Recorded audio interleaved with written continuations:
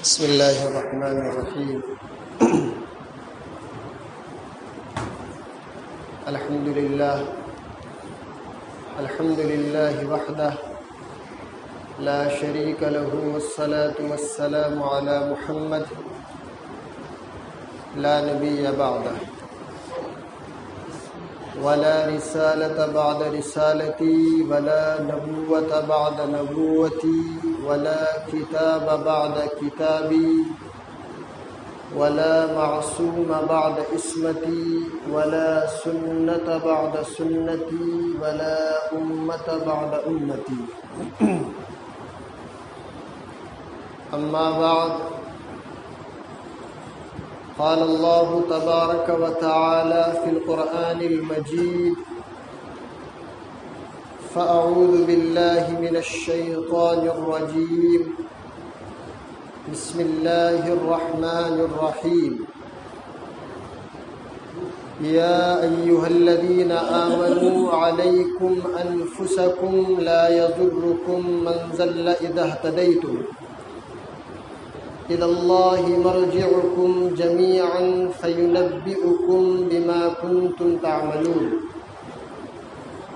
صدق اللہ العظیم وصدق رسوله النبی الکریم ونحن على ذلك لمن الشاہدین والشاکرین والحمد للہ رب العالمین۔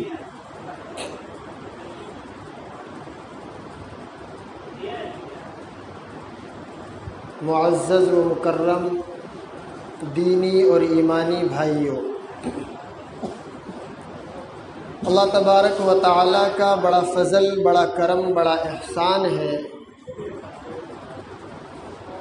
کہ اس نے ہم تمام کو جمعے کی نماز کے لیے جمع فرمایا۔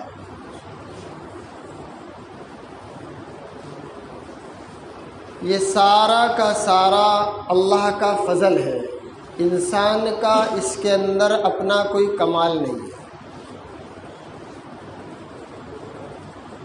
انسان سوچتا ہے کہ میں آنکھوں سے دیکھتا ہوں، زبان سے بولتا ہوں، کانوں سے سنتا ہوں، پیروں سے چلتا ہوں، ہاتھوں سے کام کرتا ہوں۔ یہ محض ایک وہم ہے۔ اللہ اگر چاہے تو ہاتھ وہی رہتا ہے، کوئی چینجز نہیں آتی ہے، لیکن ہاتھ کے جو پکڑنے کی طاقت ہے اللہ اس کو سلب کر لیتا ہے۔ چاہ کے بھی انسان اس ہاتھ سے کسی کام کو کر نہیں پاتا۔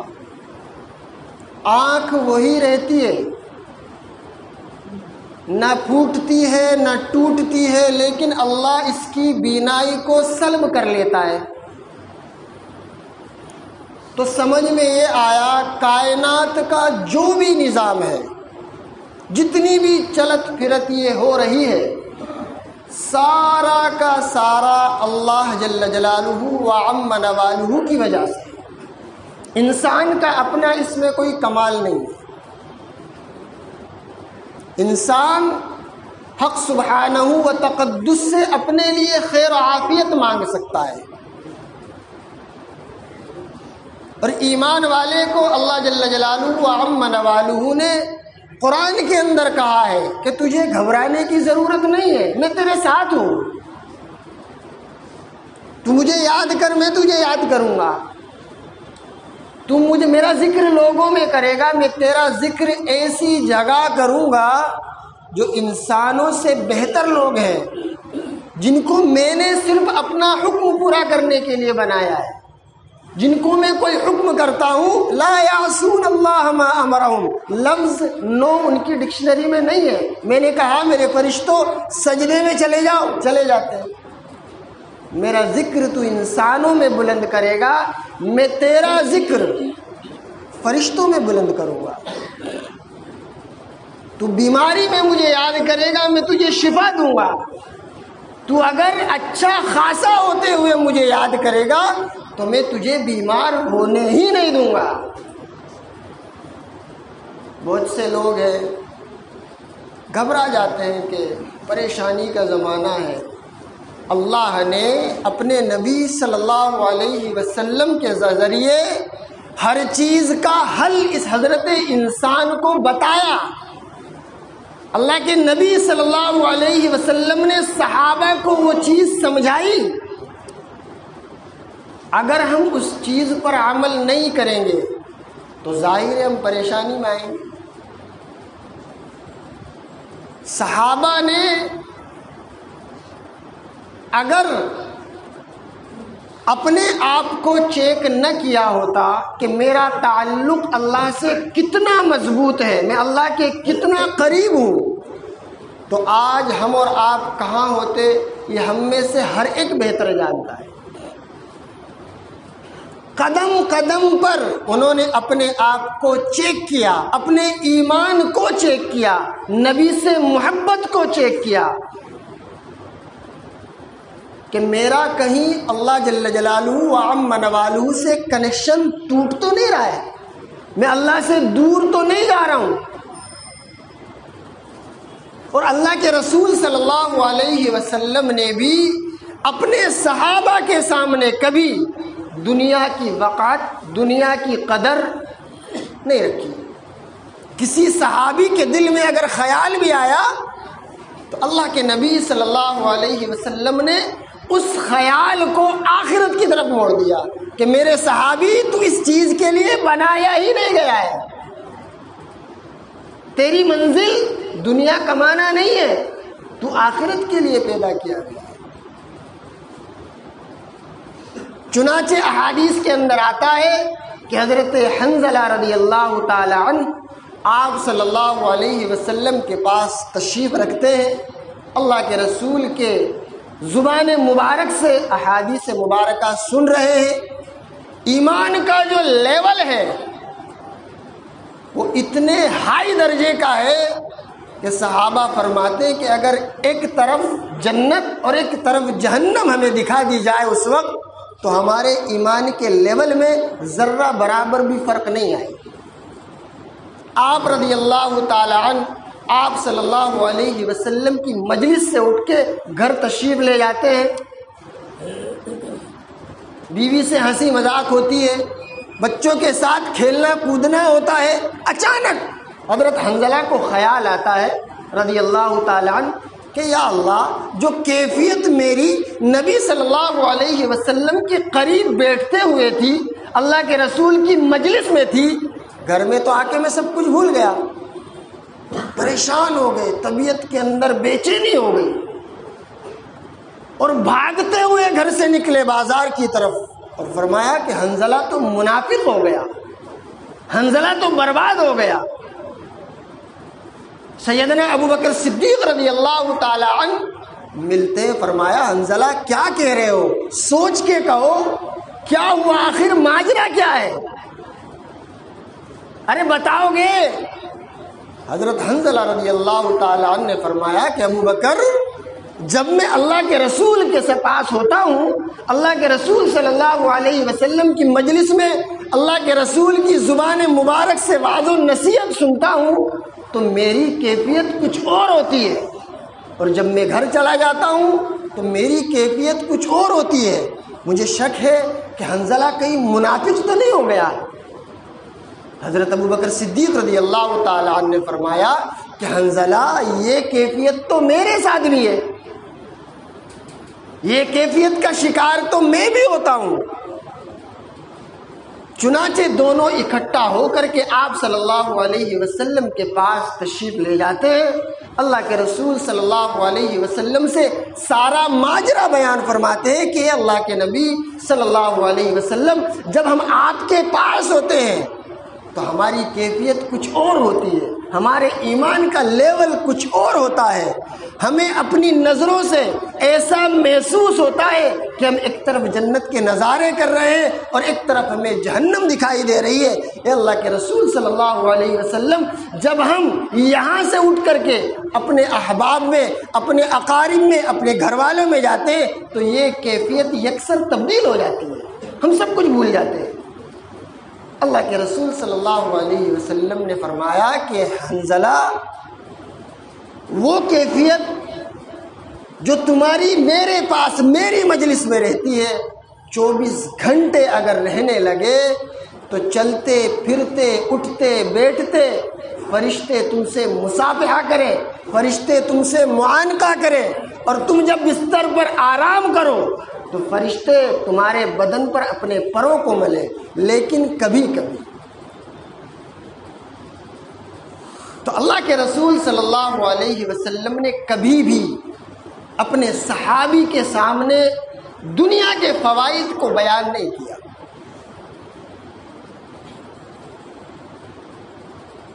بخاری شریف کے اندر ایک واقعہ آتا ہے، خیبر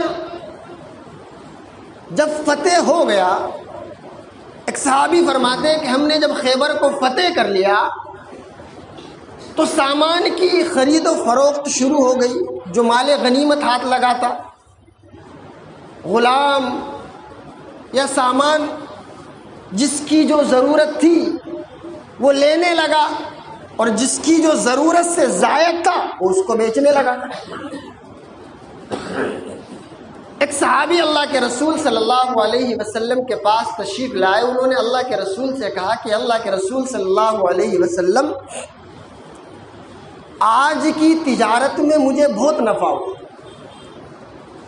اللہ کے رسول نے فرمایا کہ کتنا نفع ہوا؟ کہ میں خریدتا گیا بیچتا گیا، خریدتا گیا بیچتا گیا۔ آپ غور کریں اس واقعے سے۔ اللہ کے رسول نے فرمایا تو پھر کہ مجھے 300 اوقیہ چاندی فائدے میں بچی۔ اللہ کے رسول کا صحابی دنیا کے فوائد بتا رہا ہے۔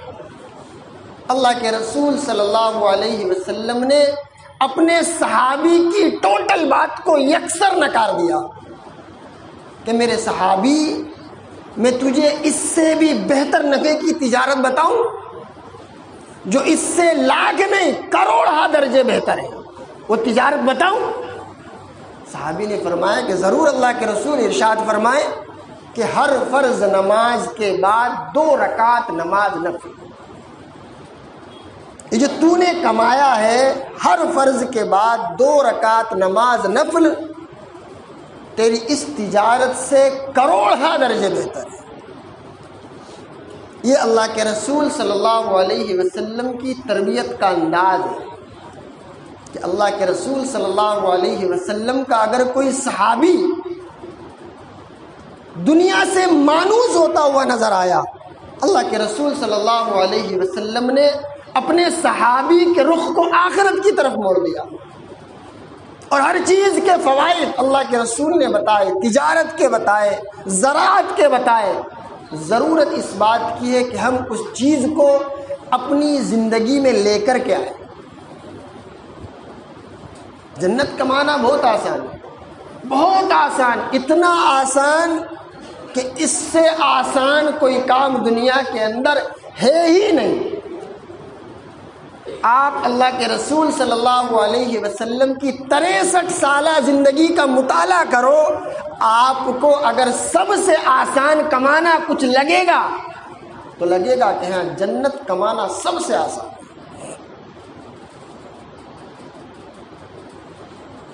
چنانچہ اللہ کے رسول صلی اللہ علیہ وسلم نے ارشاد فرمایا، آپ گھر سے نکلے ہو، بازار جا رہے ہو، نو ٹینشن، آپ جائیے، ضرورت ہے انسان کی، جائے گا۔ آپ بازار میں جیسے ہی داخل ہوتے ہو، سبحان اللہ والحمد للہ ولا الہ الا اللہ واللہ اکبر ولا حول ولا قوت الا باللہ العلی العظیم پڑھ لے میرے صحابی، تجھے 10 لاکھ نیکیاں اللہ تیرے نامہ اعمال میں درج کر دے گا۔ کچھ مال پانی لگائے 10 لاکھ نیکیاں کمانے میں، کچھ پیسہ خرچ ہوا، ہم اپنے کام سے بازار کے لیے نکلے ہیں، بازار میں جیسے ہی داخل ہوئے ہم نے ایک کلمات اللہ کے حضور عرض کر دیے، اللہ ہمارے نامہ اعمال میں 10 لاکھ نیکیوں کو جو ہے لکھ دے گا۔ کتنا آسان ہے جنت کو کمانا۔ آپ بیٹھے ہیں، کاروبار کر رہے ہیں، گھر میں بیٹھے ہیں یا روڈ پہ چل رہے ہیں، آپ سبحان اللہ کہیے، الحمدللہ کہیے، سبحان اللہ وبحمدہ سبحان اللہ العظیم کہیے، جتنی مرتبہ آپ کہیں گے ایک ایک درخت آپ کا جنت میں لگتا جائے گا. کتنا سمپل ہے. قلبی سکون آپ کو الگ ملے گا. اللہ کے رسول صلی اللہ علیہ وسلم نے ہر چیز ہم کو بتائی ہے. یہاں تک کہ ہم اگر قضائے حاجت کے لیے جاتے ہیں اور ہماری اپنی ضرورت ہے, ہمیں فارغ ہونا ہے, اللہ کے رسول صلی اللہ علیہ وسلم کے طریقے پر اگر ہم جائیں گے تو بھی اللہ مجھے اور آپ کو 100% ثواب عطا فرمائیں گے. کتنا آسان ہے جنت کا معنی. لیکن استقامت کے ساتھ. اللہ کو سب سے زیادہ کون سی نیکی پسند ہے؟ استقامت والی. چاہے کم ہو لیکن کنٹینیو ہو, اللہ سے کنیکٹیوٹی. ایسا نہیں کہ بھئی ظہر پڑھ لی عصر چھوڑ دی, عصر پڑھ لی مغرب چھوڑ دی. نہیں, آپ احادیث مبارکہ کا مطالعہ کریں گے صحیح دھیان اور توجہ کے ساتھ تو کبھی آپ نماز چھوڑیں گے ہی نہیں. اللہ کے رسول صلی اللہ علیہ وسلم نے ارشاد فرمایا ہے کہ ایمان والا ظہر کی نماز جب پڑھتا ہے تو فجر سے لے کر ظہر تک جتنے اس سے گناہ ہوئے ہیں اللہ تمام کو دھو دیتا ہے. ظہر کی نماز کے بعد جب عصر کے وقت عصر پڑھنے آئے گا تو عصر اور ظہر کے درمیان میں جتنی خطائیں جتنی لغزشیں اس ایمان والے سے ہوئی ہیں اللہ تمام کو ختم کر دے گا. اگر ہمارا اس حدیث پر یقین ہو کہ نہیں اللہ کے رسول صلی اللہ علیہ وسلم نے ایک دم صحیح اور سچی بات کہی ہے تو کائنات کا ایک بھی ایمان والا نماز نہیں چھوڑے گا. گناہ تو ہر ایک سے ہوتے ہیں, ایسا نہیں کہ وہ تو ایک انسان کی فطری چیز ہے. کبھی زبان سے گناہ ہو جاتا ہے, کبھی نظر سے, کبھی ہاتھ سے, کبھی پیر سے. لیکن اللہ کے رسول صلی اللہ علیہ وسلم نے تو گارنٹی لی ہے کہ ایک نماز سے دوسری نماز تک جتنے بھی گناہ ہوں گے اللہ سب کو معاف فرما دے گا. آپ نماز پڑھیے صرف, باقی کام اللہ پر چھوڑ دیجیے. اور اللہ خود کہتا ہے کہ جو نماز کی حفاظت کر کے میرے پاس آئے گا میں اس کو اپنی ذمہ داری پر جنت میں داخل کروں گا. اللہ جب اپنی ذمہ داری پر تم کو جنت کی ضمانت دے رہا ہے پھر بھی انسان اس کامیابی کو حاصل نہ کرے تو اس میں اللہ کا کیا قصور ہے؟ اللہ تو دینے کے لیے بیٹھا ہے, وہ تو عطا کر رہا ہے کہ آؤ کوئی لے لو. یہاں تک کہ جب تہجد کا وقت ہوتا ہے تو اللہ رب العزت پہلے آسمان پر تشریف لاتے ہیں اور اعلان کرتے ہیں کہ ہے کوئی روزی کے مانگنے والا کہ میں اس کو روزی عطا کروں, ہے کوئی بیماری سے نجات پانے والا کہ میں اس کو بیماری سے چھٹکارا دوں. بزرگوں, دوستو, ہمیں اللہ کے رسول صلی اللہ علیہ وسلم کی تعلیمات پر عمل پیرا ہونے کی ضرورت ہے. ہمارے دل سے آج اللہ کا حکم اور اللہ کے رسول صلی اللہ علیہ وسلم کے طریقوں کی وقعت نکل گئی ہے. اگر انسان کے دل میں اللہ کے رسول صلی اللہ علیہ وسلم کی سچی محبت آ جائے اور اللہ کے رسول کے فرمائے ہوئے تمام ارشادات پر یہ ایمان والا عمل کرنا شروع کر دے تو میرے محترم بزرگوں اور دوستو, دنیا کے کسی بھی کونے میں ایمان والا پریشان حال آپ کو نظر نہیں آئے گا. اب جو زمانہ چل رہا ہے واپس سے کرونا کی وبا پھیل رہی ہے. ہم میں سے کتنے اس بات کو جانتے ہیں کہ جب کوئی وبا پھیلے تو اللہ کے رسول صلی اللہ علیہ وسلم کی کیا تعلیمات ہیں جو اللہ کے رسول صلی اللہ علیہ وسلم نے اپنے صحابہ کو ارشاد فرمائی ہیں. بس پریشان ہوئیں گے, گھبرائیں گے. ایمان والے کی یہ شان نہیں ہے گھبرانا. ایمان والا پریشانیوں سے پریشان نہیں ہوتا ہے، وہ اللہ کی طرف رجوع کرتا ہے، اللہ سے مدد طلب کرتا ہے. اللہ کے رسول صلی اللہ علیہ وسلم نے جو فرمایا ان پر عمل کرے. میرے محترم بزرگوں اور دوستو، کرونا تو کیا چیز ہے، اس سے بڑی بڑی بیماری ایک ایمان والے کا کچھ بھی نہیں بگاڑ سکتی. آپ صبح و شام کی جو اللہ کے رسول صلی اللہ علیہ وسلم نے ایمان والے کو دعائیں تعلیم فرمائی ہیں، ان کے پڑھنے کو اپنے اوپر لازم کر لے. الحمدللہ ثم الحمدللہ، کوئی بڑی بیماری آپ کے جسم کو نہیں لگ سکتی. آپ فجر کے بعد 7 مرتبہ اللہم اجرنی من النار پڑھنے کا معمول بنا لے. الحمدللہ الذی عافانی مما ابتلاک بہ وفضلنی علی کثیر ممن خلق تفضیلا. اللہم ارفع عنا البلاء والوباء. اللہم انی اعوذ بک، اللہم انی اعوذ بک. یہ دعائیں جو اللہ کے رسول صلی اللہ علیہ وسلم نے ہمیں تعلیم دی ہے، ان کا کوئی ریزن ہے کہ اللہ کے رسول صلی اللہ علیہ وسلم نے یہ دعائیں کیوں تعلیم دی ہم کو؟ کہ بڑی بڑی بیماریاں جب اللہ دنیا کے اندر بھیجتا ہے، وبائیں جب آتی ہیں، تو میرا ایمان والا جو بندہ ہے اس دعاؤں کے ذریعے سے اپنے چاروں طرف ڈھال بنا لے، اور جو وبا ہے اس سے ہمیشہ ہمیشہ کے لیے محفوظ ہو جائے. دعائیں پڑھیں صبح شام کی. اللہم انی اعوذ بک من البرص والجنون والجذام وسیء الاسقام.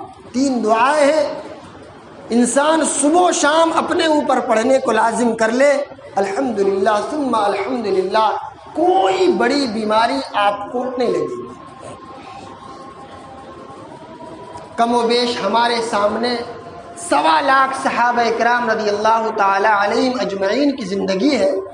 آپ کوئی ایک صحابی کی زندگی اٹھا کر کے دیکھو کہ ان کو کوئی ایسی بڑی اور مہلک بیماری لگی ہے کسی صحابی کو؟ نہیں. اس کا ریزن کیا تھا؟ کہ اللہ کے رسول صلی اللہ علیہ وسلم کی جو تعلیم کردہ صبح و شام کی دعائیں تھی، صحابہ نے ان چیز کو، ان دعاؤں کو مضبوطی سے پکڑا، اور اللہ نے دنیا اور وما فیہا سے ان تمام صحابہ کی مدد فرمائی، اور تمام کے جسموں کو بڑی بیماریوں سے محفوظ رکھا. ہم بھی میرے محترم بزرگوں اور دوستوں اللہ کے رسول صلی اللہ علیہ وسلم کی بتائی ہوئی دعاؤں کو اپنی زندگی میں داخل کریں گے تو اللہ ہماری اور آپ کی اور ساری دنیا کے جتنے بھی ایمان والے ہیں سب کی ہر پریشانی سے، ہر بڑی بیماری سے حفاظت فرمائیں گے. یہ گارنٹی ہے. لیکن استقامت کے ساتھ. ایسا نہیں ہو آج پڑھ لی کل چھوڑ دی، کل چھوڑ دی پرسوں پڑھ لی. حضرت جنید بغدادی رحمۃ اللہ علیہ کے زمانے میں ایک چور تھا، وہ چوریاں کرتا تھا.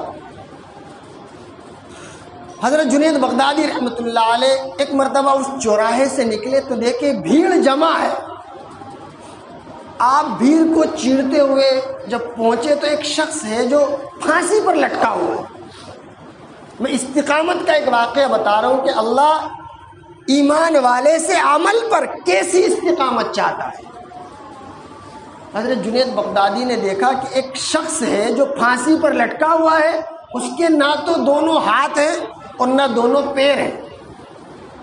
حضرت جنید بغدادی رحمۃ اللہ علیہ بڑے متعجب ہوئے کہ یار کیا بات ہے، اس کو بادشاہ وقت نے کس بارے میں پھانسی دی ہوگی. لوگوں سے سوال کرا، پوچھا حضرت جنید نے کہ بھئی کیا اس کا کیا بنا، کیا معاملہ ہوا، اس کو کیوں پھانسی دی گئی بھائی؟ تو لوگوں نے کہا کہ چور تھا، چوریاں کرتا تھا. حضرت جنید بغدادی بولے اس کے تو دونوں ہاتھ نہیں ہیں، دونوں پیر نہیں ہیں، پھر کیسے چوریاں کرتا تھا؟ کہ فرمایا کہ جب اس نے پہلی بار چوری کی تو بادشاہ وقت نے اس کے ہاتھ کٹوا دیے، دوسری بار چوری کی تو پیر کٹوا دیے، اب تیسری بار چوری کی تو اس کو پھانسی پر لٹکا دیا.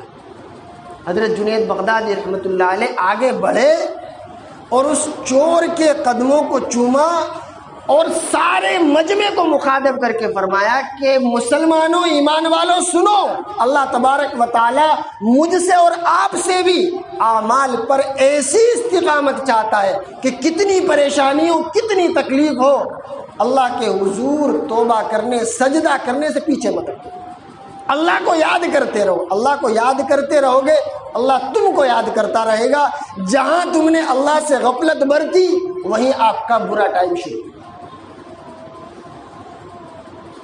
جب ڈرائیور گاڑی چلاتا ہے تو ایک دم توجہ اس کی ڈرائیورنگ پہ رہتی ہے، ادھر ادھر نہیں دیکھتا ہے نا، سیدھا۔ تو ایمان والے کی توجہ، سارا دھیان جب تک حق سبحانہ و تعالیٰ کی ذات پر رہے گا تو اللہ اپنے ماننے والے کو، اپنے ایمان والے کو کبھی بھی ادھر ادھر ہونے نہیں دے گا، اپنے سائے عاطفت میں رکھے گا، اپنے دست قدرت کے نیچے رکھے گا۔ آپ اللہ کو یاد کرو گے، اللہ کو پکارو گے، اللہ آپ کو یاد کرے گا۔ آپ اللہ سے کہو گے اللہ مجھے یہ تکلیف ہے، اللہ کہے گا ٹھیک ہے میرے بندے، میں تیری اس تکلیف کا سولوشن لاتا ہوں۔ آپ کبھی کبھی اللہ کو یاد کرو گے تو اللہ آپ کی طرف کیا متوجہ ہوگا کہ یہ تو کبھی کبھی والا ہے کہ نہیں؟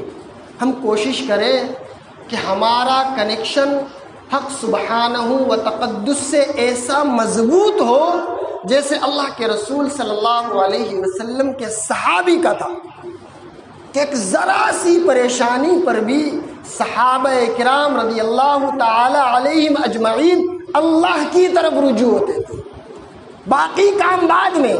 یہاں تک آتا ہے روایتوں کے اندر کہ اگر کسی صحابی کے گھوڑے نے پانی نہیں پیا ہے، پانی سامنے رکھنے کے باوجود، چارہ نہیں کھایا ہے رکھنے کے باوجود، تو صحابہ نے اپنے آپ کو چیک کیا ہے کہ میرا تعلق اللہ سے کہیں ٹوٹ تو نہیں گیا، میں اللہ سے دور تو نہیں ہو گیا، آج میرا گھوڑا میری بات کو نہیں مان رہا ہے۔ ہم بھی میرے محترم بزرگوں اور دوستوں ساری کائنات کو چھوڑ کر کے ایک اللہ سے ہونے کے یقین کو اپنے دل کے اندر بٹھائے۔ اللہ تبارک و تعالی میرا اور آپ کا ہی نہیں، کائنات کے ہر انسان کا، ہر ایمان والے کے تمام مسائل کو حل کر دے گا۔ دعا کریں میرے محترم بزرگوں اور دوستوں، اللہ تبارک و تعالی مجھے بھی اور آپ کو بھی اور کائنات کے بسنے والے ہر ایمان والے کو اپنی حفظ و امان میں رکھے، اور جیسے اللہ کے یاد کرنے کا حق ہے ایسا اس کو یاد کرے، اور اللہ کے رسول صلی اللہ علیہ وسلم کی سنتوں پر عمل کرے۔ آمین ثم آمین، وآخر دعوانا الحمد للہ رب العالمین۔